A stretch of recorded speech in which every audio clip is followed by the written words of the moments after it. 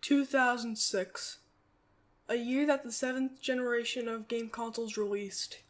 Some may think that 2006 was the best year of gaming, but to me, it exists as a painful memory, one that will just not go away. I got a Nintendo Wii for my 7th birthday on November 28th, 2006, about 9 days after the Wii launched. I still remember the moment when my dad gave me the present, and then I quickly ripped it open. "Wow, a Wii! Thanks, Dad!" I said in happiness. After that, my dad had a bit of work to do, and I begged him to help set it up. When he was done, he finally helped me set up the Wii in the living room. What surprised me about the Wii was the controller. It reminded me more of a TV remote. After my dad set it up, he left me to play. I was going to play Wii Sports, but something else caught my eye, the Me channel. So I opened that up instead.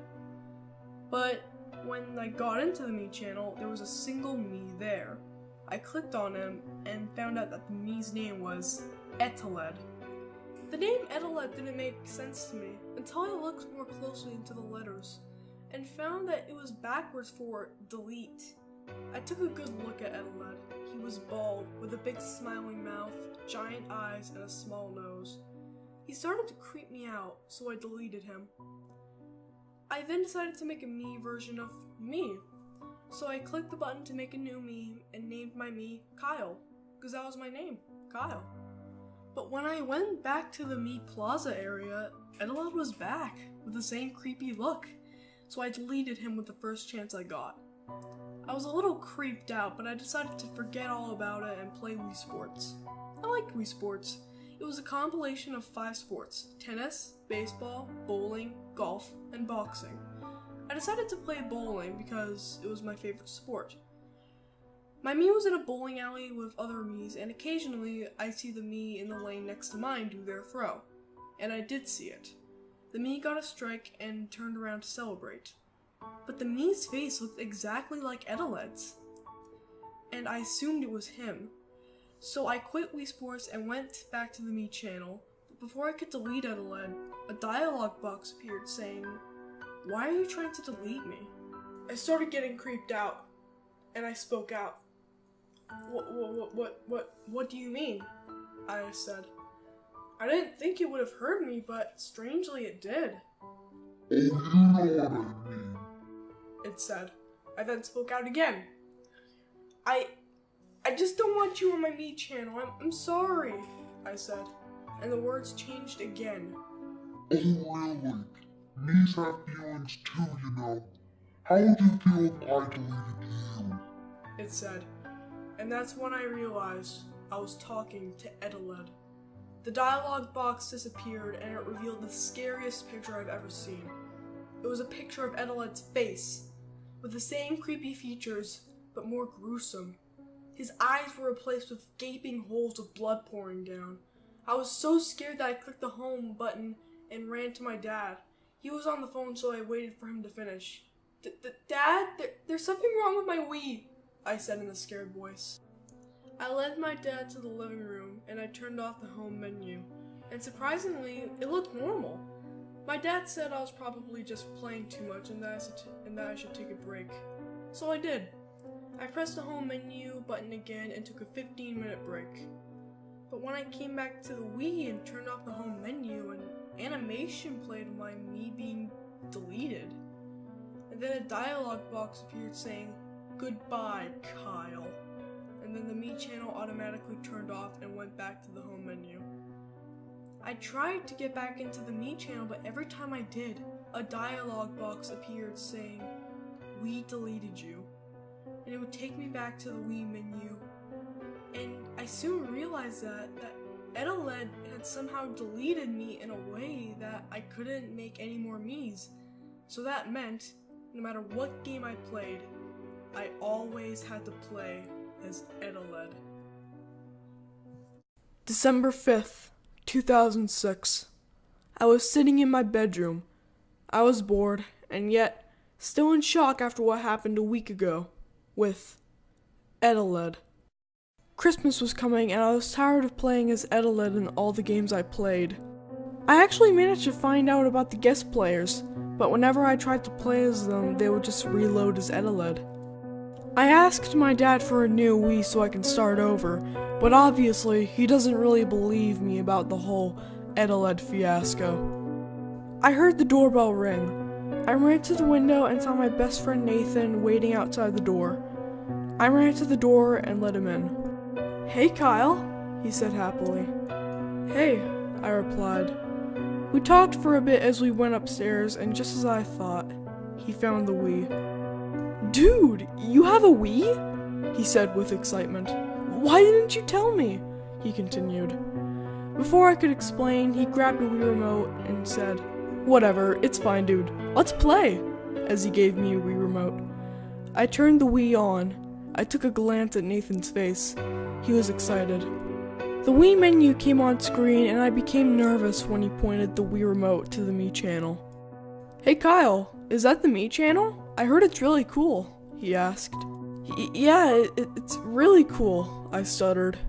Nathan clicked on the Me channel and I tried my best to think up an excuse for him to not go on the Me channel, but I couldn't come up with any.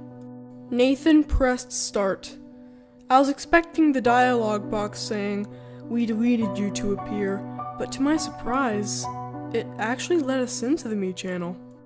When we got into the Me channel, my eyes widened. The Me channel was really glitchy. Textures were in the wrong places and the music was all distorted. I looked at Nathan, and needless to say, his excitement was replaced by confusion. He looked back at me. What's happening, man?" he asked. Before I could start explaining, I heard a grinding noise. I turned back to the TV to see Edeled standing there in the middle of the Me channel. My eyes widened again. Edeled just stood there for a while, just staring at us. Nathan looked at me. Kyle, what's going on here?" he asked as I looked back at him. "I have to close the Me channel," I replied. I pointed the Wii remote at the exit button on the top left of the screen, which its textures were all mixed up. Come on, come on, come on!" I repeated to myself as I repeatedly clicked on the exit button. But the dialogue box to choose if you wanted to leave wasn't coming up. At this point, I was starting to panic. So did Nathan. While I was desperately trying to close the Me channel, a dialogue box appeared saying, "Hello, Kyle." "Kyle, what's going on?" Nathan asked me frightfully. "I'll explain later, just sit down and let me handle it," I replied. Nathan sat down on the couch, and just when he did, the text changed, saying, "Didn't you know your Me is coming to visit?" What do you mean?" I stuttered. The text changed again, saying, "The Me you created. He should be here any moment." The dialogue box disappeared and something happened that I never thought would happen. My Me came. He fell from the top of the screen and landed on the ground, and Edeled disappeared. I was happy to see my Me again, but when he got up, I was shocked. He looked extremely pale. His eyes were bloodshot red. He was covered in blood and stains, and he was wobbling, as if he was struggling to keep his balance. But the most disturbing part was when I heard my Me whisper, "Help me." I backed away from the screen and Nathan was literally shivering. I tried to close the Me channel again and Edeled appeared, and then a dialogue box appeared saying, "Leaving so soon? You haven't even got to see me up close yet." The dialogue box disappeared and the camera zoomed into my Me. And when it was successfully zoomed in, I saw my Me crying as he was struggling to stand. I felt bad for him. After a couple seconds, Edeled walked on screen with an axe. He walked over to my Me and pushed him over. My Me fell onto the ground and cried even more. Edeled put his foot on my Me to restrain him. My Me kicked and squirmed in a failed attempt to escape. "You get away from him!" I yelled. Edeled looked at me and a dialogue box appeared saying, "Oh, I'll get away from him once he's dealt with." The dialogue box disappeared and Edeled looked back at my Me, who was crying and out of breath from squirming. My eyes widened as Edeled raised his axe and swung it at my Mii's legs, chopping them off. Blood came pouring out of my Mii's legs and began squirming in pain, as if he was trying to call for help. Edeled raised his axe again and paused for a moment. I looked back at Nathan and he was on the verge of crying. I told him to go in my room so he wouldn't have to see this. He nodded his head and ran to my bedroom and shut the door. I turned my head back to the TV and Edeled swung the axe at my Mii's neck, decapitating him. Blood began spewing out of his head and neck, and I was done at this point. I ran to the Wii and repeatedly pressed the power button. It didn't work. I tried again and again and again until I heard a loud grinding noise. I looked up to the TV to see my Mii's decapitated head, but his bloodshot eyes were gouged out and were replaced by empty eye sockets, and his mouth was wide open. My heart was pumping out of my chest, so I yanked the power cord out of the Wii. The TV screen was static. I sighed in relief. I unplugged the Wii, took the Wii remotes, and ran to my room. I swung open the door and threw the Wii in my closet. I looked at Nathan, who was sitting on my bed with his arms folded, in shock of these past events. Is it over? He asked. Yeah, it's over, I said while breathing heavily. I think you should go home, Nathan, I continued. Yeah, see you later, Nathan replied as he left the room. After Nathan left, I went back to the living room to see the static still on the TV, but after a couple of seconds, the static was replaced with a black background of white text saying, "This is not over." And then the TV turned off.